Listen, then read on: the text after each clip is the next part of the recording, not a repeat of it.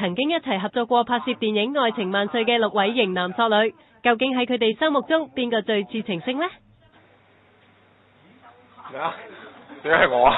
我覺得係陳柏宇喎，因為陳柏宇我覺得佢好容易追到女仔啊。點解啊？因為個人好健談啦，又講嘢又搞笑啦，佢有無窮嘅精力咯，幾有人緣咯。我覺得佢多情啊嘛，咁佢外形又高啦，又識好多嘢咁咯，咁我覺得其實都好有條件令到成為萬人迷嘅。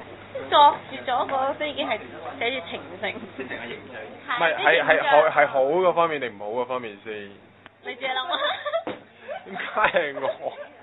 我不過是個人都會難堪。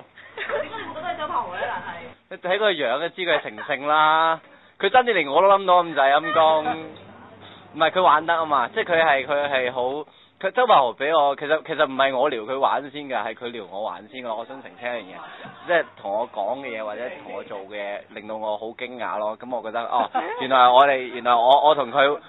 同佢玩嘅嘢係可以再進一步，再刺激一步嘅。我覺得啦嚇，佢已經去到溝女已經溝到一個咧冇女係溝唔到嘅地方啦。你想唔想過嚟解釋啊？所以要開始溝仔咯。咩叫溝女啊？啲女溝我啫嘛。係咯。即係講真，如果你真係要呢6個揀，我真係會揀佢喎。其實我覺得佢係一個會好愛自己女朋友，會好專一嘅人嚟嘅。即係我私底下識佢，但係而家俾人個感覺咧，佢係最有 potential 做個情聖咯。即係感覺啊，即係冇理由係呢2個㗎，我覺得冇理由。眾望所歸啊！周柏豪，我投一票啊！周柏豪係取得全場最高票數嘅。多謝。